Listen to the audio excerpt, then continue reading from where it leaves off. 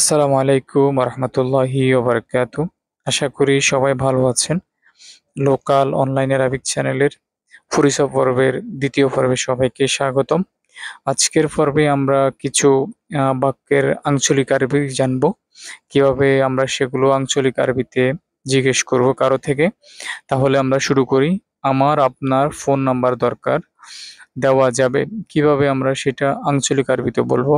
আহতাজ রাগম জাওয়ালিক। আহতাজ রাগম জাওয়ালিক। আমরা যদি একটু দ্রুত বলি আমরা বলবো আহতাজ রাগম জাওয়ালিক। এটার অর্থ হচ্ছে আহতাজ আমার প্রয়োজন, রাগম নাম্বার, জাওয়ালিক আপনার।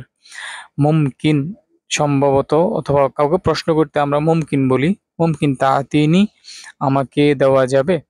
এরপরে কারোর সাথে পরিচিত হয়ে ভালো লাগলো, কাউকে জেনে ভালো লাগলো, কিভাবে বলবেন আরবিতে?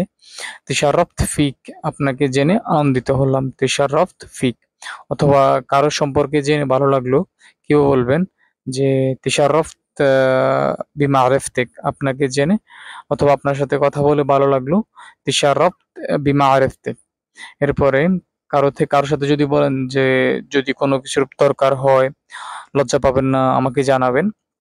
তাহলে কিভাবে বলবেন তাকে? ইজা আহতাজ শাই, ইজা আহতাজ আই শাই।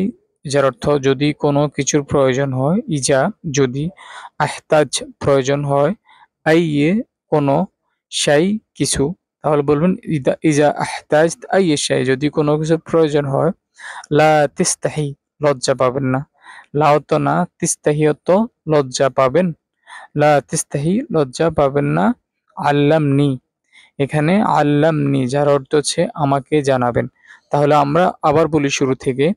আহতাজ রকম জওয়ালিক, মুমকিন তাতিনি, تشرفت فيك إذا أحتاج أي شيء علمني لا تستحي علمني। এভাবে বললে আশা করি তারা বুঝবে। সবাইকে ধন্যবাদ। আর আমার ভিডিও যদি ভালো লাগে অবশ্যই সাবস্ক্রাইব করে লাইক দিয়ে পাশে থাকবেন। ওয়ালাইকুম আসসালাম ওয়া রাহমাতুল্লাহি ওয়া বারাকাতুহু।